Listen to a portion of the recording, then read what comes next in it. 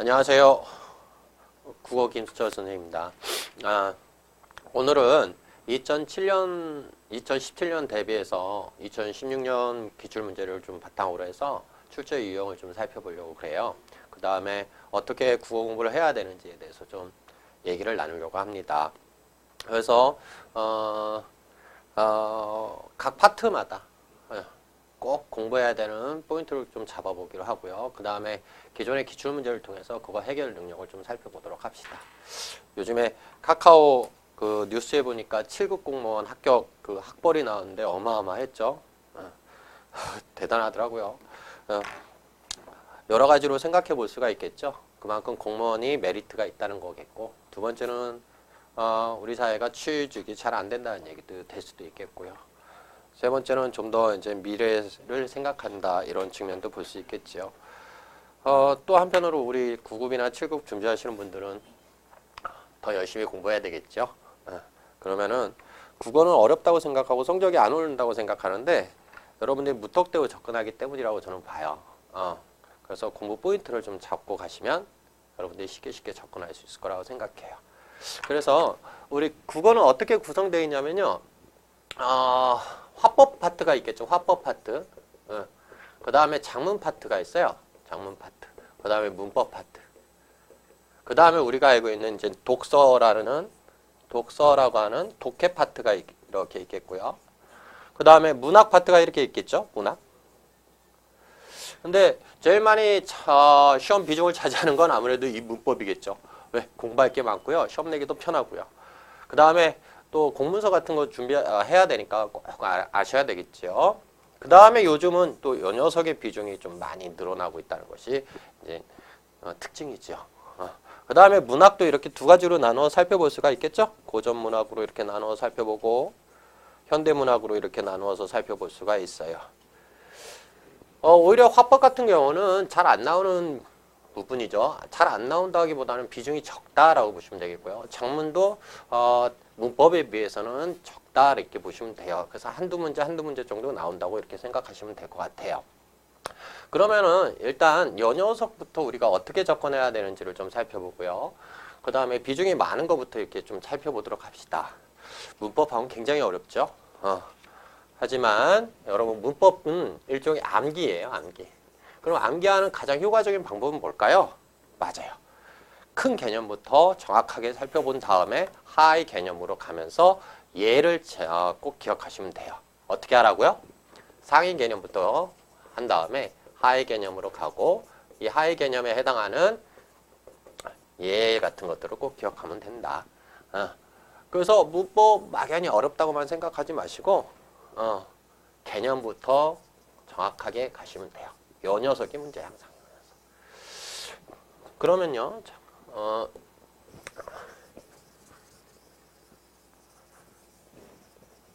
문법부터 하나하나 짚어가도록 하죠.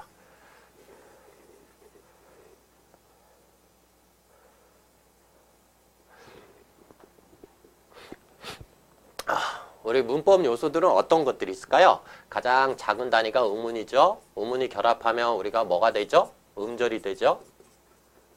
음절이 결합하면 뭐가 돼요? 형태소가 돼요. 형태소.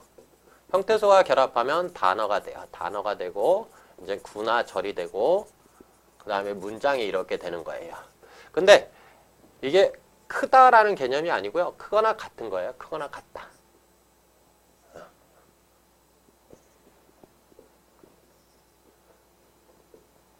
이렇게. 무슨 말인지 아셨죠? 이 음운 파트에서 제일 많이 나오는 것은 아무래도 음운의 변동일까요? 음운의 변동. 음절은요. 잘 출제되지 않는 경향이 있어요. 조금 소홀히 하셔도 돼요. 그렇다고 보지 말라는 얘기는 아니에요. 그 다음에 이 녀석도 이제 비중이 옛날에 비해서는 되게 적어지고 있는 추세예요. 요즘 형태소에서 시험 문제 나오면 형태소 분석이라든가 개수 정도 묻는 문제가 나와요.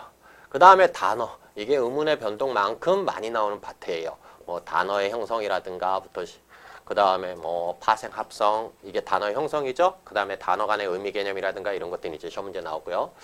여기서부터는 이 문장, 요 녀석은 잘 나오지 않고 이 문장이 또 이제 많이 나오는 파트예요. 그래서 여러분들이 제일 중요하게 공부하셔야 되는 부분은 이렇게 세 가지 파트로 이렇게 보시면 돼요. 여러분 시험지 보시면 아시겠죠? 이게 제일 많이 나왔고 그 다음에 요 녀석이 많이 나온다는 거. 이 정도. 그러면요. 제가 아까 어떻게 하라고 그랬어요? 개념부터 알아놓으라고 그랬죠? 그래서 의문의 변동했을 때 의문이라고 했을 때 의문은 소리의 최소 단위이다. 그래서 우리가 흔히 말하는 분절음에는 뭐 자음과 모음이 있고 비분절음에는 뭐 고저, 억양, 장단 뭐 이런 것들이 있다. 이렇게 하고요.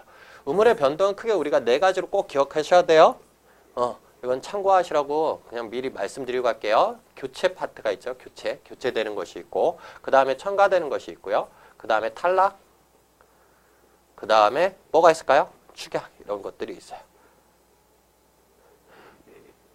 의문의 변동이니까 교체에도 뭐가 있을 수 있어요? 자음 교체가 있고 모음 교체가 있고 이렇게 크게 항상 공부하세요. 자음 첨가가 있고 모음 첨가가 있고 탈락도 자음 탈락이 있고 모음 탈락이 있고 축약도 자음 축약이 있고 모음 축약이 있다. 이렇게 기억하시면 돼요. 그래서 여러분 교체는 A 더하기 A, B 요 녀석이 A, C, B 또는 A, B, C 이런 식으로 되면 우리가 흔히 교체라고 그러고요. 첨가라는 건요. A 더하기 B가 결합되었을 때 A, C 더하기 B가 되거나 또는 A 더하기 B, C 요 정도 이렇게 된다고 기억하시면 될 것 같고요. 탈락은요. A 더하기 B, B일 때 A 더하기 BB가 되거나 또는 A 더하기 B 이렇게 된다고 보시면 돼요. 여기까지 이해되셨어요? 그 다음에 축약은요. A 더하기 B인데 이 녀석이 C가 되는데 이 속에는 A와 B의 성향이 다 남아있는 것. 이 정도로 큰 개념으로 생각하시면 돼요. 이런 식으로 해서 공부를 하시면 돼요. 그러니까 너무 어려워하지 마시고 이렇게 하시면 돼요.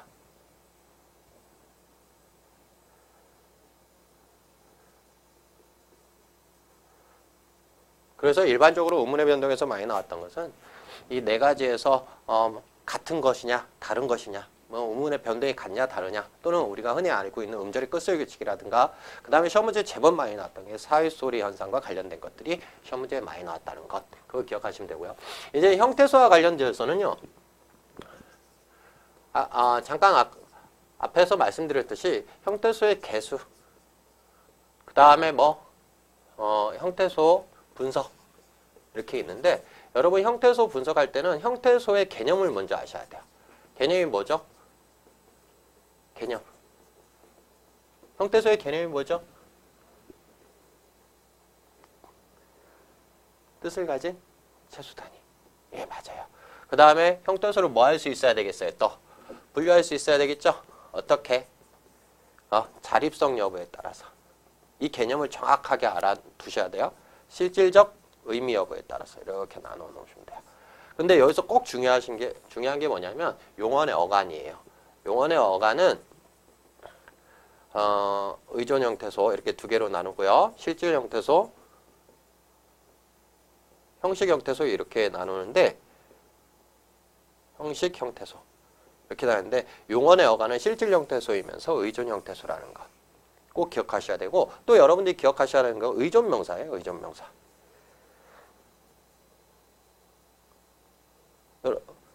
여러분들 의존 명사에 대해서 되게 이게 뭘까라고 생각하는데 의존 명사 또한 그냥 뭐예요? 명사예요, 명사. 그러니까 명사는 자립 형태소이면서 실질 형태소인 거예요. 단지 이 의존이란 말은 앞에 관형어의 수식을 꼭 받아야 된다는 얘기지 이 명사 자체가 자립성이 없는 건 아니에요. 알겠죠? 그래서 이 의존 명사는 자립 형태소이면서 실질 형태소고 또 용언의 어간은 의존 형태소이면서 자립성 여부에 따라서 의존 형태소이면서 실질 형태소라는 것. 이 정도 기억하시면 돼요. 그 다음에 단어로 잠깐 넘어가시면요.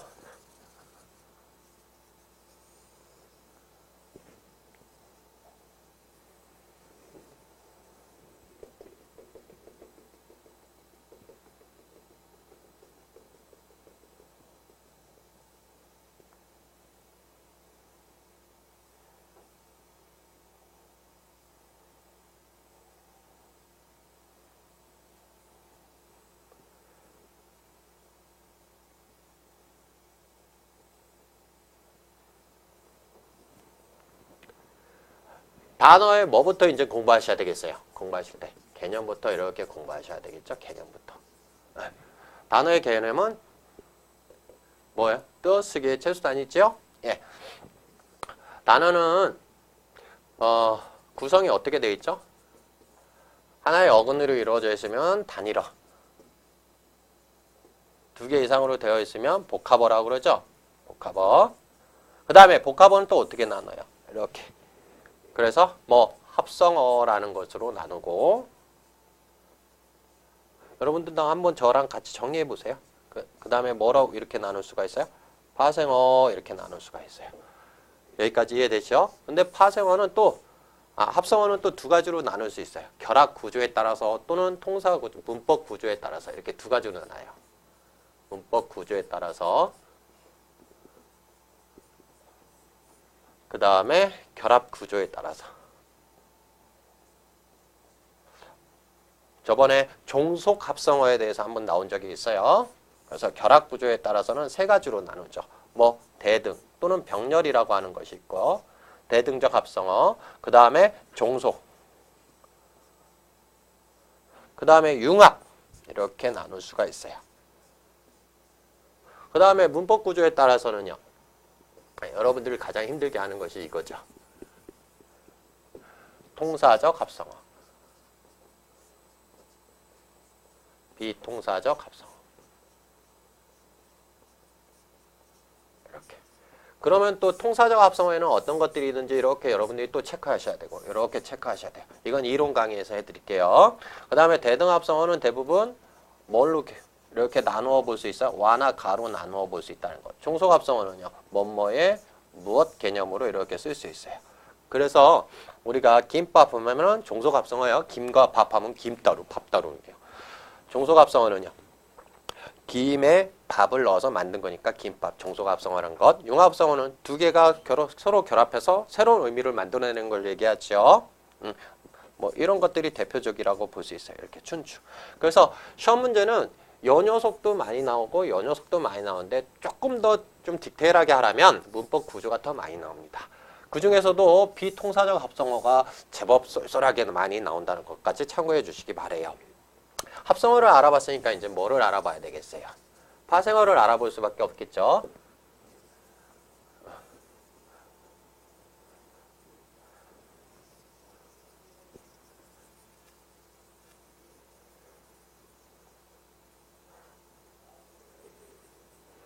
파생어라는 것, 접사액가 어떻게 결합했느냐에 따라 달라지는 거죠. 그래서 앞에 붙으면 접두파생,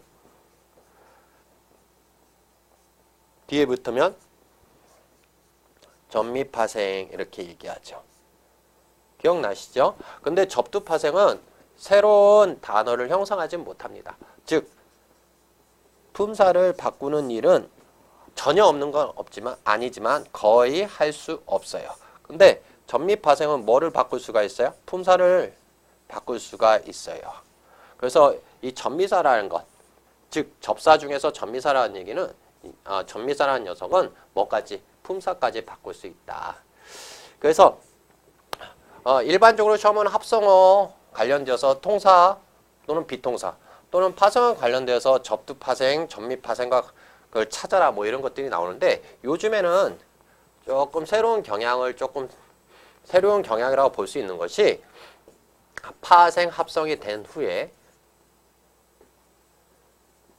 또는 합성 파생이 되는 단어들을 가지고 뭐하라?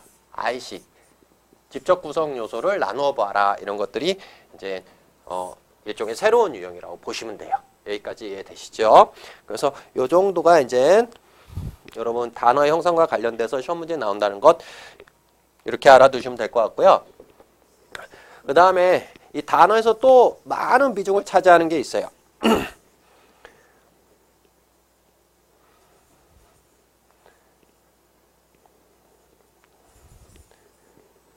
잠깐만요.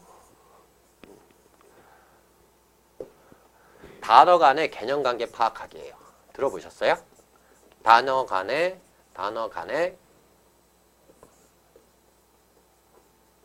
개념 관계 파악하기.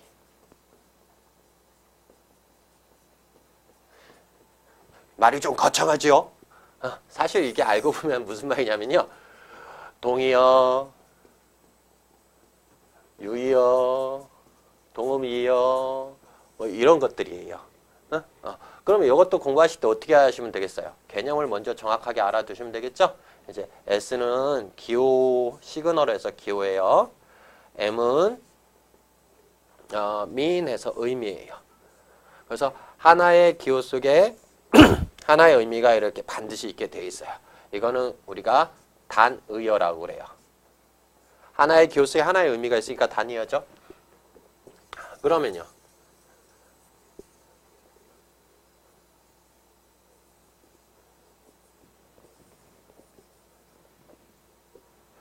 하나의 기호가 있어요.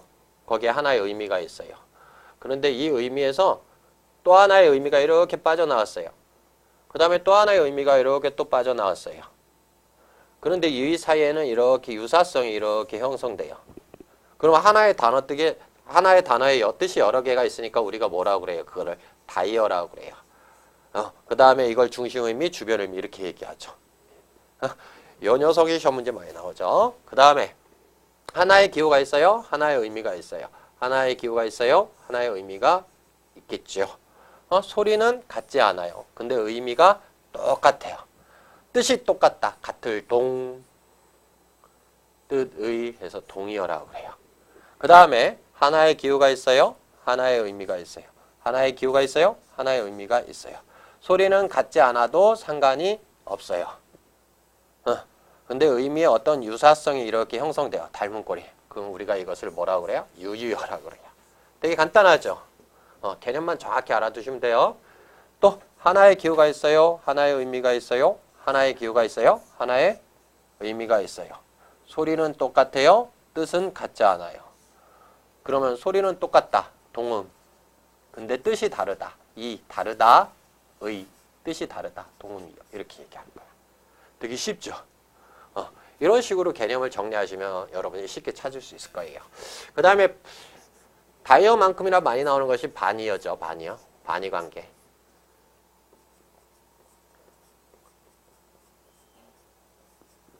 반의 관계는요. 다른 요소는 다 같아야 돼요. 단 하나만 뭐가 달라야 돼요? 의미가 달라야 돼요. 그래서 반의는 또 세 가지로 나눠서 하죠. 방향의 단위, 정도, 그 다음에 대립상 이렇게 해가지고 세 가지로 나눠서 해요. 옛날에는 두 가지로 나누었어요. 어떻게 나눴냐면 반대와 모순으로 그냥 나눴어요. 반대 관계와 모순. 근데 요즘에는 세 가지로 나눠요. 가다 오다는 방향성의 대립이에요. 방향성의 대립. 그죠? 크다 작다는. 제 머리는 커요 작아요? 크다 작다. 작죠? 네. 정도의 반이에요. 정도의 반이. 알겠죠? 할아버지 할머니 이건 뭐겠어요? 대립이겠죠. 뭐 하나가 달라요? 차지 성이 다르죠? 네, 이렇게 해서 대립. 근데 옛날 걸로 잠깐만 말씀드리면 이거는 중간 개념이 없는 거예요. 중간 개념이 없다. 중간 개념이 있죠. 반대는. 모순인 중간 개념이 없다. 옛날에는 이렇게 나누었어요. 간단하게. 그래서 머리가 크다 작다는 중간 개념이 있으니까 그건 반대고 할아버지 할머니는 중간 개념이 없으니까 중간 개념이 있으면 큰일 나겠죠. 엄마 아빠 중간 개념 없죠? 있으면 큰일 나요. 그러니까 없으니까 그건 모순 관계다 이렇게 했었어요. 그래서 이렇게 공부하시면 돼요. 자, 개념을 정확히 정리한 다음에 거기에 얘들을 조금씩만 정리하면 된다. 그래서요. 이제 문법은 대부분 이 정도로 하는데 단어가 끝나면 또 뭐를 해야 되느냐면요. 아니죠. 단어에서 또 하나 중요하게 시험 문제 나오는 게 하나가 있죠. 그게 뭐죠? 문장 성분이에요. 문장 성분. 여러분 분사하고요. 문장 성분은 꼭 기억해 두셔야 돼요. 문장 성분. 우리나라 품사는 국품사고요. 문장 성분은 모두 몇 개죠? 7개 정도로 이렇게 됐죠? 7개 맞나요? 한번 해볼까요? 주어, 목적어, 보어, 관형어, 부사어, 서술어, 독립어.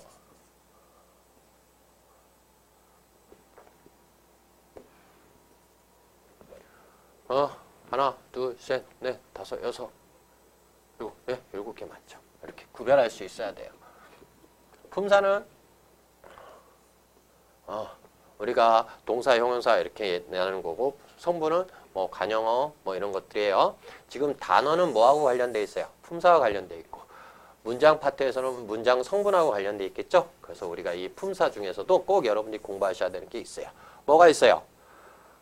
대명사와 관형사를 구별할 수 있어야 돼요. 수사와 관형사를 구별할 수 있어야 돼요.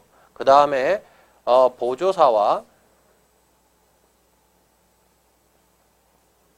의존명사를 구별할 수 있어야 돼요. 그 다음에 또 종종 시험 문제 나오는 거 있죠. 이게 동사인지 형용사인지 다음 중 품사가 다른 것은 해서 나오는 것이 있어요. 뭐예요? 동사와 형용사 구별법을 좀 구별해 두셔야 돼요. 이런 구별법에 대해서는 이론 시간에 해드릴게요. 이론 시간에 해드릴게요. 하지만 여러분들 이렇게 책을 한번 이렇게 보면서 체크해 놓으시면 될 것 같아요. 그죠? 이제 단어가 지나갔어요. 그럼 이제 뭘로 가면 되겠어요? 문장으로 가면 되겠죠. 문장. 문장에서는 여러분들이 잘 알고 있듯이 이 문장 성분과 관련된 것들이 시험 문제에 나와요. 특히 시험 문제 많이 나오는 게 뭐겠어요? 관형어겠어요. 관형어. 왜 관형어가 많이 나올까요? 네. 관형어는 관형사가 관형어가 될 수도 있지만 용언에 관형사형 전성어미가 붙어서 될 수도 있어요. 근데 이 관형어가 쓰였느냐 안 쓰였느냐에 따라서 관형절이냐 관형절이 아니냐도 판단할 수 있기 때문이에요. 즉 뭐까지 시험 문제와 연계될 수 있어요. 문장의 구성과 관련되어서도 할 수 있어요. 자, 그래서 문장 성분 꼭 정리해 놓으시고요. 그 다음에 문장의 구조. 이게 이제 시험 문제 많이 나오죠. 문장의 구조는 주어와 이제 P는 서술어예요. 주어와 서술의 관계를 통해서 살펴보죠. 그래서 한 번으로 되어 있으면 그것은 우리는 혼문장이라고 그래요. 그 다음에 주어와 서술어가 2개 이상 있으면 우리는 그걸 견문장이라고 하죠. 이 혼문장일 때 여러분들이 꼭 조심해서 봐야 되는 게 있어요. 그게 뭔지 아시나요? 그게 보어예요. 보어. 이 보어가 쓰이면 마치 주어가 2개인 것처럼 보여요. 2개의 주어인 것처럼. 하지만 대다 아니다 앞에 있는 이가는 보어기 때문에 주어가 아니고 보어라서 혼문장이 쓰이는 경우예요. 알겠죠? 그래서 보어가 나왔을 때는 항상 조심하세요. 보어가 뭐라고요? 대다 아니다 앞에 이가가 붙은 것이 보어다. 근데 보어가 쓰였을 때 잘 보셔야 된다. 이게 혼문장인지 아닌지. 견문장은 또 2가지로 나눌 수가 있겠죠? 뭐요? 아는 문장, 그 다음에 이어진 문장. 시험 문제는 이렇게 출제된 적이 있어요. 다음 중 문장 구조가 다른 건 다 아는 문장이에요. 하나는 이어진 문장이에요. 그 연녀석을 찾는 것이 시험 문제에 나온 적이 있고요. 또 다음 중 문장 구성이 다른 것 해서 아는 문장이 쭉 나왔는데 나머지 4과 다른 것은 해서 나온 것이 또 있어요. 그러니까 다른 것은 막 관형절이 다 있는데 또는 부사절이 다 있는데 하나는 없다거나 뭐 이런 식으로 해서 시험 문제 나와요. 그래서 여러분들이 이 아는 문장과 이어진 문장은 꼭 공부를 철저하게 해놓으셔야 될 것 같아요. 그래서 명사절. 명사가 됐다는 건 체언이 됐다는 거죠. 그럼 체언이 됐다는 건 주성분 역할을 주로 할 수 있다는 얘기예요. 그 얘기는 다른 말로 하면요. 명사절로 되었을 때는 주절도 될 수 있고 목적절도 될 수 있고 관형절도 될 수 있다는 얘기예요. 그 다음에 부사절. 부사절은 대부분 이희가 결합된 형태라고 보시면 돼요. 명사절은 명사형 전성어미를 주로 사용하겠죠. 미음, 기 이런 것들. 부사절은 이희. 그 다음에 관형절. 관형절은 관형사형 전성어미를 사용하겠죠. 그 다음에 인용절. 아마 이 문장 아는 문장에서 제일 적게 나오는 부분이 인용절일 거예요. 그죠? 그 다음에 하나는 뭐가 있을까요? 서술절이 있겠죠. 그래서 시험 문제에 꼭 여러분들이 잘 공부하셔야 되는 건 연녀석. 이거 조금 등한시 합시다. 뭐 다 할 필요는 없겠죠. 그죠? 그 다음에 이어진 문장은 데드. 그 다음에 종속이 있는데 여러분 영어로 하면 이것은 because, so 이런 거에 해당하고 이건 and but에 해당해요. and but. 알겠죠? 그래서 이렇게 문장 성분까지 이렇게 해놓으시면 여러분들이 큰 문제가 없을 것 같습니다. 그 다음에 이제 마지막으로 이제 국어 어문 규정이겠죠. 요즘 한 1, 2번에 꼭 나오는 것은 외래어 표기법이죠. 외래어 표기법.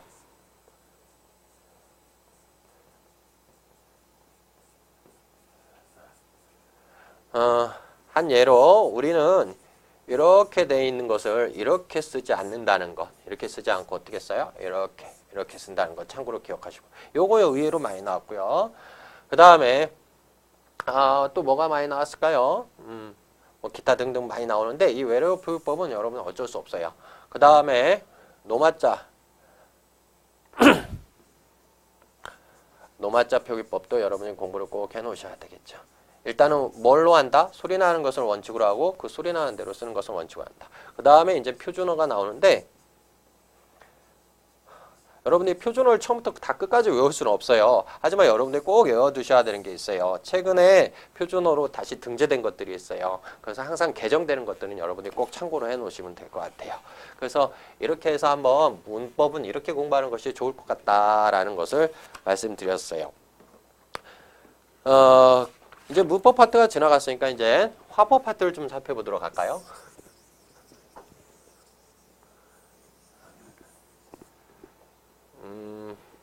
화법 가기 전에 이제 프린트, 여러분 프린트를 잠깐 보시도록 하죠.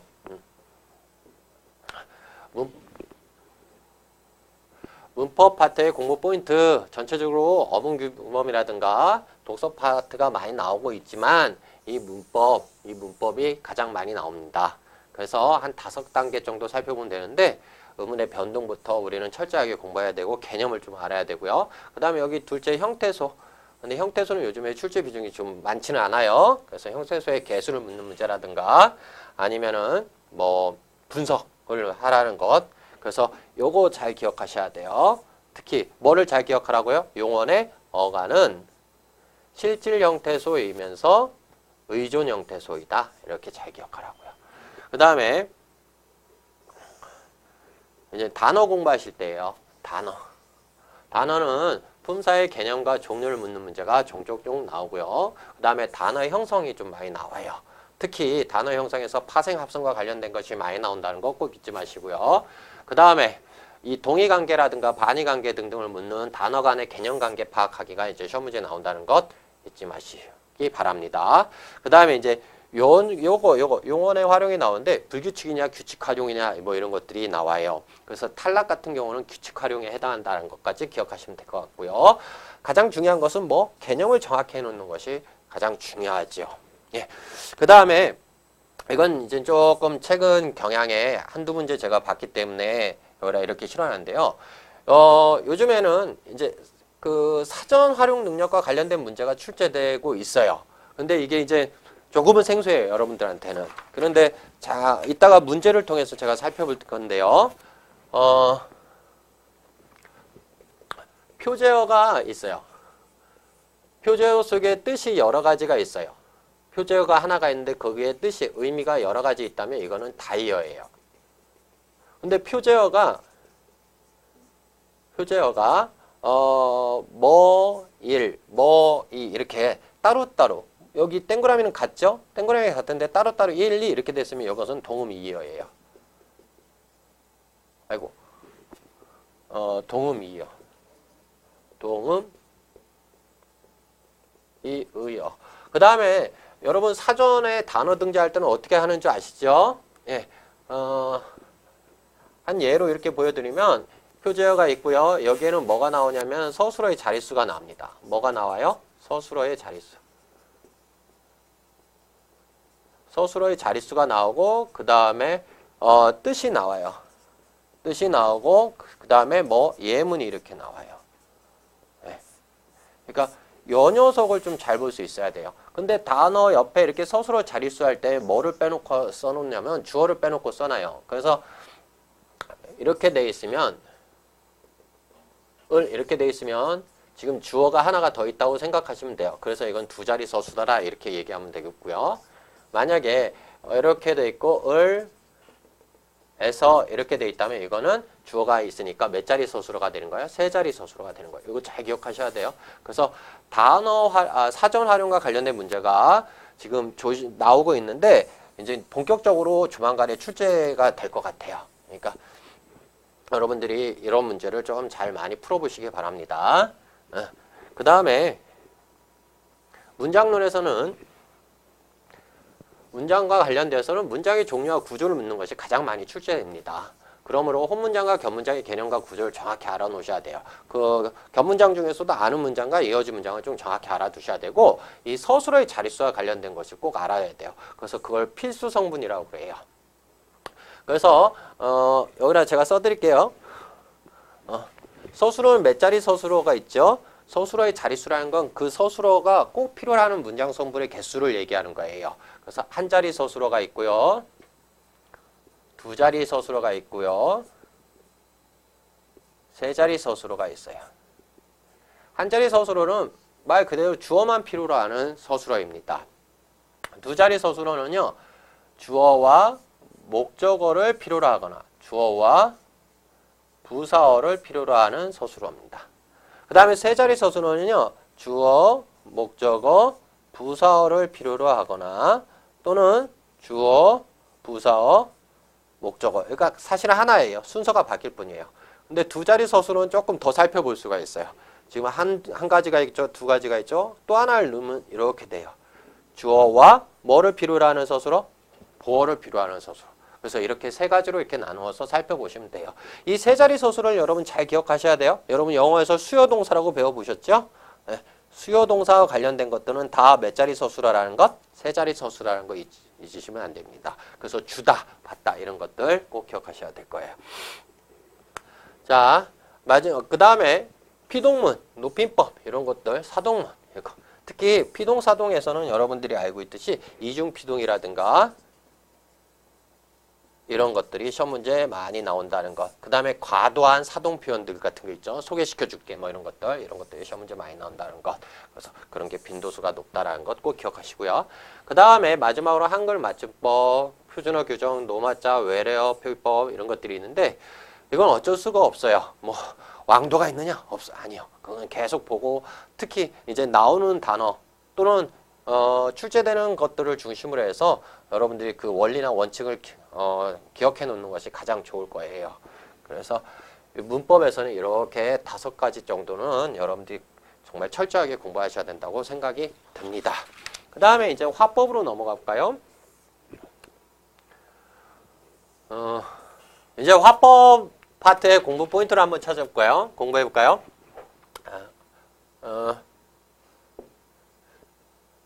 화법은 그렇게 시험에 많이 나오는 부분은 아니죠. 하지만 토의와 토론의 개념은 좀 여러분이 정확하게 기억해 두셔야 될 것 같아요. 이것들의 공통점은 최선의 해결을 찾아간다는 데 있죠. 예. 그래서 토의는 근데 창반이 안 나뉘고 그냥 여럿이서 모여서 얘기하는 거고 토론은 서로 창반으로 나누어서 서로 논박하면서 하는 거예요. 하지만 최종 목적은 뭐예요? 최선의 해결을 찾는다는 것이 공통점이에요. 그래서 토의에 공부하실 때 여러분 토의의 개념과 토의의 종류는 꼭 알아두셔야 될 것 같고요. 물론 토론도 마찬가지예요. 토론의 개념과 토론의 종류는 꼭 기억해 두세요. 근데 이 토의보다 토론이 나오면 조금 더 까다로워요. 왜? 형식이 일정하기 때문이겠죠. 그래서 토론의 종류에 따른 뭐 발언 기회라든가 발언법에 대해서 꼭 체크해 주셔야 되는데 요즘에 좀 부각되고 있는 토론 방식이 있어요. 그게 반대 신문식 토론 방법이라는 건데요. 일반적으로 찬성 2명, 반대 2명 이렇게 나누어서 찬성 1이 입론을 하면 반대 2가 여기에 대해서 이제 신문하고 그러면은 다시 얘가 답변을 하고 그러면은 이제 반대 2가 다시 입론을 하면 얘가 찬성 2가 또 반박을 하고 잘 안 써져 가지고 여러분 좀 그렇죠? 아무튼 이 반대 신문식 토론법은 여러분들이 꼭 한번 찾아서 공부해 두시기 바래요. 이게 좀 제가 봤을 때 화법에서 토론과 관련된 거 내라 하면 저는 요거 낼 것 같아요. 뭐 방식, 순서. 그래서 찬성 1이 얘기하면 반대 2가 거기에 대해서 얘기하고 그러면 거기에 대한 답변을 하고 그 다음에 다시 입론을 할 때는 반대 2가 입론을 하면 이제 찬성 1이 거기에 대해서 신문하고 거기에 대해서 다시 답변을 하고 이런 식으로 하는 그런 구성을 가지고 있다는 것을 좀 참고하시고요. 그 다음에 아무래도 화법이란 말 자체가 되게 재밌잖아요. 예. 화법이 뭐예요? 말하는 방법이지요. 말하는 방법. 그러니까 안 나올래 안 나올 수 없는 것이 뭐냐면 말하기 방식이에요. 말하기 방식. 특히 누구의 방식이 많이 나올까요? 네, 맞아요. 그 사회자의 말하기 방식이라든가, 그 다음에 참여자의 말하기 방식이 나오겠죠? 대부분 사회자는 주제에서 벗어나면 되겠어요? 안 되겠어요? 안 되니까 자꾸 그 주제를 제시해주고 다 토론에서 벗어나려고 할 때 다시 벗어나지 않도록 조절해주고 또 참여자 또는 발언자의 말을 요약 정리해서 해주고 그 다음에 발언 기회를 정확히 주고 그 다음에 발언 시간을 정확하게 지켜줄 수 있도록 도와주는 거겠죠. 그 다음에 참여자가 얘기하는 그 방식도 뭐 관용적 표현을 썼느냐 아니면 어떤 논거를 바탕으로 했느냐 뭐 이런 것들이 이제 시험 문제에 나온다는 것을 참고를 해두시면 될 것 같아요. 그 다음에 7급 공무원에서 시험 문제 나왔던 건데 그라이스라고 여러분 들어보셨어요? 교육학자이자 우리가 알고 있는 그라이스인데요. 협력의 원리라는 것이 있어요. 그래서 양의 경률이라든가 뭐 질의 경률이라든가 태도의 경률이라든가 이런 경률에 대한 문제가 7급 공무원 시험에서 출제되었다는 것을 여러분 참고로 꼭 기억해 두세요. 그라이스의 협력의 원리. 그래서 양의 경률, 질의 경률, 태도의 경률 뭐 이런 것들 이런 걸 조금 기억해 두시면 될 것 같아요. 그래서 화법은 토의, 토론의 개념과 종류, 그 다음에 말하기 방식, 그 다음에 협력의 원리, 뭐 그라이스가 말한 요 정도 기억하시면 될 것 같습니다. 그 다음에 여러분 작문은요.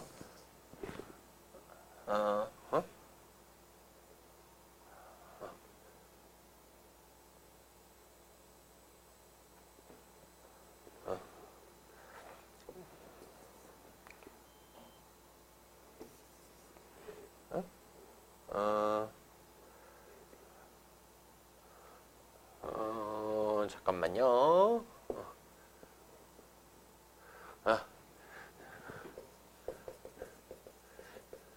작문은 말 그대로 글을 쓰다 이겠죠. 그래서 작문의 단계에 따른 공부를 하시면 돼요. 단계에 따라서 공부하시면 돼요. 그럼 첫 번째 단계가 이제 구상이죠. 구상하기. 이걸 다른 말로 우리는 계획하기예요. 계획하기. 대부분 구상하기 또는 계획하기에서 나오는 것은 자유연상과 관련된 것이 시험 문제에 나올 거예요. 그래서 대부분 그림과 관련돼서 그림과 화제의 일치 여부를 묻는 문제가 나오는데요. 잘 출제되지 않고 있죠. 두 번째 구상했으면 여러분 뭘 해야 되겠어요? 구성을 해야 되겠죠? 구성하기. 구성하기에서 여러분이 꼭 중요한 건 개요표를 작성하는 건데요. 이 개요표 작성의 원리는 좀 기억해 두세요. 그냥 쭉쭉쭉 외워두시면 돼요. 여러분 서론에서는 문제제기, 관심 유도 잘 기억해 두세요. 그 다음에 본론은요. 너무 크기 때문에 본론은 두 가지로 나누어서 보시면 돼요. 본론은 어떻게 나누면 되냐면요. 본론 1, 본론 2로 이렇게 나누시면 돼요. 그래서 본론 1에서는 실태,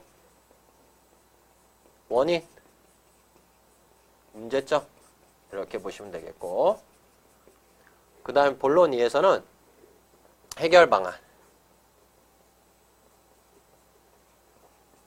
그 다음에 결론에서는 요약 정리 플러스 행동 촉구 요거는 꼭 기억해 두세요. 이 틀은 꼭 기억하세요. 그럼 여기 주제문이 있을 거 아니에요. 주제문은 본론이 더하기 결론으로 이렇게 만들면 돼요. 이 틀을 꼭 기억해 두시기 바랍니다. 그래서 원인 문제점이 맞는지 잘못됐는지를 확인할 때는 해결 방안을 보시면 되고 해결 방안이 잘못됐는지 잘 됐는지를 볼 때는 원인 문제점의 개수를 보시면 되고요. 이 실태는 관심 유도나 문제 제기하기 위해서 서론으로 갈 수 있다는 거 잊지 마시면 되겠어요. 그 다음에 이 행동 촉구는 항상 어떻게 이루어져야 되냐면 디테일하게 이루어져야 돼요. 즉 구체화가 이루어져야 돼요. 그래서 이 틀은 꼭 잊지 마세요. 이 틀을 잊지 않아야지 다음 중 해결 방안이 맞게 된 것은 또는 원인 문제점에 대한 설명이 잘못된 것은 이런 것을 풀 수 있어요. 그 다음에 근데 아직까지 공무원 시험에서는요, 여거와 여거는 잘 나오지 않고 있어요. 이제 제일 많이 나오는 것이 이제 세 번째죠. 뭐 구성하고 이게 개요표를 쓴다는 것이 여러분 흔히 우리가 아웃라인을 잡았다라고 할 때 그 아웃라인이에요. 구성했다는 거. 그 다음에 세 번째 단계에서는 표현법이 이렇게 나와요. 표현법이라고 하지 말고 표현하기 이렇게 해야 되겠죠? 표현하기는 대부분 뭐에 맞춰서 쓰는 거냐면 조건에 맞춰 쓰기예요. 조건에 맞춰 쓰기. 대부분 이 조건은 세 가지 정도가 출제되는 것이 일반적이에요. 세 가지 정도가 출제되는 것이 일반적인데 첫 번째는 전체와 관련 것이 있고요. 그 다음에 부분. 그 다음에 마지막에 이제 표현법이에요. 표현법. 전체는 아무래도 주제라든가 이런 거와 관련돼서 하는 거고 부분은 연결관계예요. 연결관계.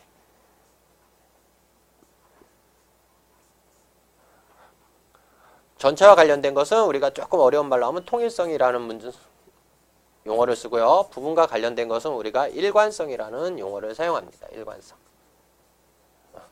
근데 표현법, 그 다음에 부분, 전체 했을 때 어느 것이 더 쉽겠어요? 제일 쉬운 것은 아무래도 표현법부터 찾는 것이 제일 쉽겠죠?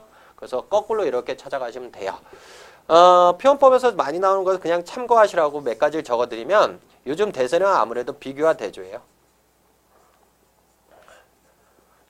두 번째는 서리적 표현이 많이 나와요. 서리적 표현.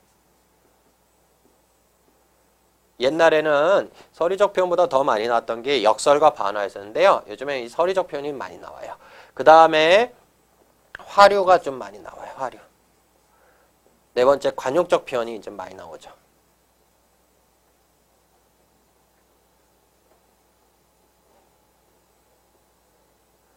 그 다음에 우회적 표현 뭐 이런 말들이 많이 나와요. 우회적을 다른 말로 완곡적 표현이라고 하거든요.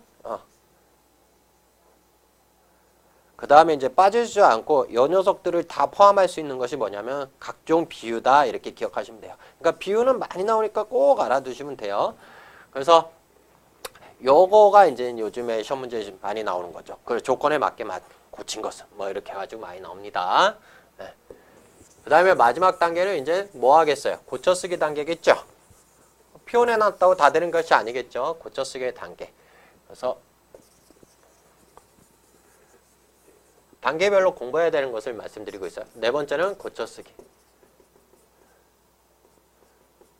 고쳐쓰기를 우리는 다른 말로 태고 이렇게 얘기하죠. 태고의 3원칙은 첨가의 삭제, 재구성의 원리죠. 옛날에 이렇게 이론을 묻는 문제가 많이 나왔었는데 요즘에는 이론보다는 직접 적용하는 예가 더 많이 나오죠. 그래서 전체와 관련된 것은 이제 통일성의 문제에서 어조를 일치시켜라 뭐 이런 것들이 많이 나오겠고요. 두 번째 일관성과 관련되어서는 아까 연결관계라고 했죠. 그럼 뭐가 잘 쓰였는지 나오겠어요. 접속어의 사용이 잘 되었는지를 묻는 문제가 나오겠죠. 또한 문장 성분의 과도한 생략, 과도한 생략과 관련된 것들이 이렇게 나오겠죠. 여기까지 이해되세요? 세 번째로 많이 나오는 건 이제 표준어라든가 맞춤법 이런 것들이 이렇게 일반적으로 나옵니다. 그 다음에 이 부분에 해당되는 것들의 과도한 생략이라든가 이중 피동이라든가 뭐 이런 것들이 많이 나와요. 이런 건 참고로 해놓으세요. 참고로. 근데 이거 풀 때는 항상 고쳐진 것 중심이에요. 푸는 방법은. 즉 선택지를 그냥 그대로 옮긴 다음에 편하게 읽어가세요. 굳이 문법적인 거 따지지 마시고 고쳐진 것 중심. 이거 머릿속으로 잘 기억하시고 선택지에 어떻게 바꿔놨는지 그 보기가 이렇게 있으면 여기에 그냥 그대로 옮긴 다음에 그냥 편하게 읽으시면 좀 어색한 부분이 있어. 그럼 이렇게 체크하시면 대부분 답이 됩니다. 그러니까 너무 걱정하지 마시고 하시면 돼요. 자, 이거 잘 나오지 않지만 자유연산기법하고 시험 문제가 나온다. 그 다음에 개요표는 아직까지는 디테일하게 나오지 않았지만 꼭 기억하셔야 되는 파트다. 표현하기에서는 쉬운 것부터 풀어야 다. 그게 뭐냐? 표현법이다. 표현법에는 이런 것들이 일반적으로 많이 나온다. 그래서 다양한 표현법의 개념이라든가 사용 용례는 꼭 기억하자. 고쳐쓰기는 어떻게 풀면 된다? 고쳐진 것 중심으로 풀면 된다.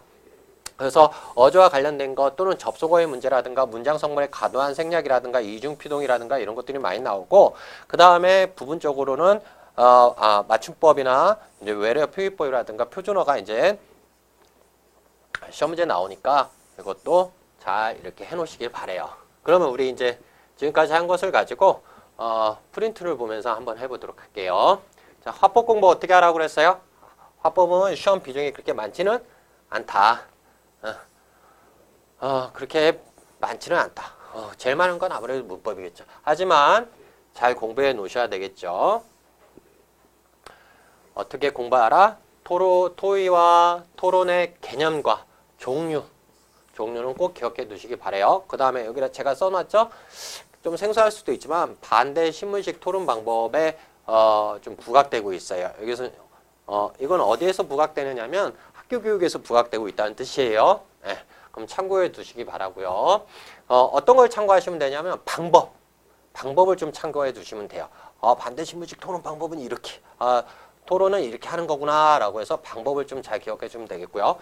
두 번째, 화법이란 말하기 방식이에요. 그러니까 말하기 방식과 관련된 것이 출제됩니다. 그래서 사회자나 진행자의 말하기 방식이라든가 발언자의 말하기 방식. 그래서 아까 사회자의 기능은 제가 좀 잠깐 얘기해 드렸어요. 교재에 근데 나와 있으니까 여러분이 참고하시면 될 것 같고요. 이거 7급 공무원 시험에 나왔다고 그랬어요. 그라이스의 협력의 원리. 그래서 좀 참고해 놓으시기 바랍니다. 그래서 경률의 개념, 경륜은 우리가 지켜야 되는 어떤 규칙 같은 것을 얘기해요. 그러니까 경률의 개념 같은 것도 잘 기억해 놓으시면 되겠지요. 그 다음에 장문은요. 장문은 글을 작성한 과정과 원리를 이야기하는 거예요. 과정과 원리, 즉 완성되기까지 각 단계에 대한 부분으로 어떻게 해놓는 게 좋아요? 단계별로 해놓는 것이 좋습니다. 그래서요. 첫 번째 단계는 구상하기. 우리가 흔히 자유연산기법과 관련되는데요. 조금 더 참고하시라고 그림이 하나 나오면 그냥 화자하고 일체를 좀 살펴보시면 돼요. 근데 그림이 두 개 나올 수가 있어요. 그럴 때는 대조의 기법을 좀 사용하시면 돼요. 즉 차이점을 찾으시면 돼요. A 그림과 B 그림의 차이점. 그림이 세 개 나오면요. 비교의 방법을 쓰시면 돼요. 즉 공통점을 찾으시면 돼요. 되게 쉬워요. 너무 쉬워서 안 나오나 보다야. 그죠? 네. 그래서 이렇게 공부하시면 되겠고요. 그 다음에 제가 요거요. 개요표 정도는 정확하게 기억하시기 바랍니다. 개요표는 어디서 작성한다고요? 구상이 아니라 구성하기에서 작성해요. 두 번째 단계. 그 다음에 표현하기가 있는데요. 이 표현하기는 각종 표현법과 관련된 문제가 출제됩니다. 여기 오타가 있네요. 수사법인데. 그죠? 수상법이 아니라 수사법의 종류와 개념을 공부하시기 바라고요. 관역적 표현, 그 다음에 객관적 상황물 같은 기타 표현법들도 잘 정리해 두시기 바래요. 어떻게 풀라고요? 쉬운 것부터 찾으라고 그랬어요. 쉬운 것이 뭐라고 그랬어요? 표현법이 쉽다고 그랬어요. 표현하기가 쉽다고 그랬으니까 이거부터 찾으시면 돼요. 알겠죠? 예. 그 다음에 네 번째, 고쳐쓰기가 있는데요. 이 고쳐쓰기의 가장 빈도가 높아요. 공무원 시험에서는 이게 가장 많이 나오고요. 주로 문법과 관련된, 그러면 아까 제가 세 단계로 나눠줬는데 가장 세 단계 쪽, 마지막 밑에 있는 세 번째 단계 쪽에서 제일 많이 나오네요. 즉 맞춤법이라든가 농어와 표기법이라든가 외래어 표기법이라든가 뭐 이런 거 표준어 이런 거에서 주로 나온다는 뜻이고요. 그리고 여기서 말하는 문법은 그 표준어뿐만 얘기하는 것이 아니고요. 여기에 사등표현이라든가 뭐 과도한 이중이라든가 뭐 이런 거 다 여기에 해당한다는 뜻이에요. 그래서 여러분이 공부하실 때 이 문법과 작문은 떼어놓을래야 떼어놓을 수 없는 관계라는 거, 불가분의 관계라는 것을 꼭 기억해 두시기 바래요. 그 다음에 문장 성분의 과도한 생략이라든가 대부분 시험 문제 답은 정 어려우시면 그냥 이것 찍으시면 돼요. 접속사에서 대부분 걸려요. 대부분은 여기서 걸리니까 그 다음에 이거 이중비동 이런 것들이 이제 많이 나와요. 보기로. 이거 어떻게 풀라고 그랬어요? 고쳐진 것 중심이라고 그랬죠. 고쳐진 것 중심.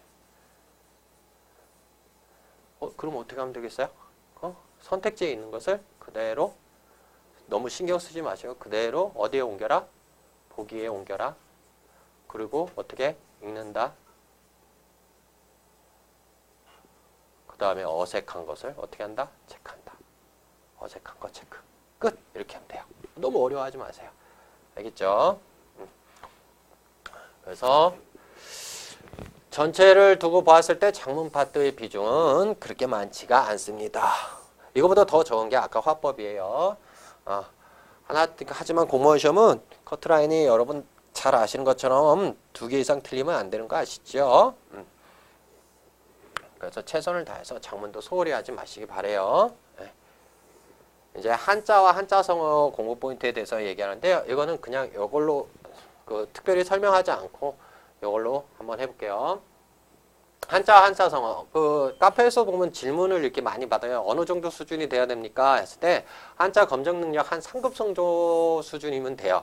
이게 뭐냐면 우리가 일상생활에 한자 급수를 만들 때 우리가 일상생활에 불편하지 않을 정도의 한자 수가 3급이라고 보고 있어요. 그래서 3급 보면은 조선일보 그 기자 시험 볼 때도 3급 이상이 있어야 되고 막 그랬었어요. 네.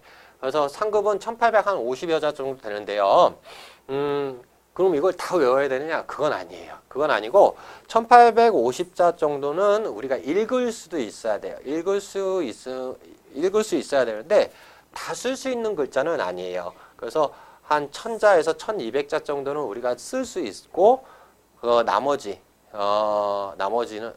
그러니까 1850여 자는 다 읽을 수는 있대. 쓸 수 있는 글자는 1000자에서 한 1200자 정도다. 이렇게 보시면 돼요. 그러니까 날마다 하루에 한 10개씩만 공부하시면 금방 돼요. 여기 제가 써놓은데 10개씩 외우면 만복한 다음에 6개월 후에는 이 상급 수준이 여러분 돼 있어요. 그러니까 한 번에 몰아서 하려면 힘들겠지만 날마다 10개씩 외우는 그다가 어렵지 않겠죠? 뭐 영어 단어 하루에 100개씩도 외우잖아요. 그러니까 이렇게 공부하시면 될 것 같아요. 그 다음에 이제 대부분 한자나 한자성어가 시험 문제 나오면 한자는 도금과 관련된 것이 나와요. 쓰라고는 나오지는 않겠죠. 여러분 쓰라고 하면 시험지 찢어버릴 거 아니에요. 그죠? 그래서 한자 도금인데 우리가 일반적으로 잘 모르고 있는 글자들이 생뚱맞게 나오는 것이 아니라 우리가 일반적으로 알고 있는데 왠지 우리가 이렇게 한자를 쓸 것 같다라고 생각하는 거. 근데 우리가 이렇게 쓸 것 같다 생각하는 건 우리 한자 아는 걸로 하기 때문에요. 우리가 생각하는 거하고 좀 다르겠죠? 그죠? 네. 그래서 한자는 뭐가 나오냐면 도금이 일반적으로 나오는데 우리가 일반적으로 쓰고 있는 한자어가 나오는데 잘못 알고 있을 가능성이 높은 한자어들이 나온다는 것. 네, 이렇게 기억하시면 되겠고요.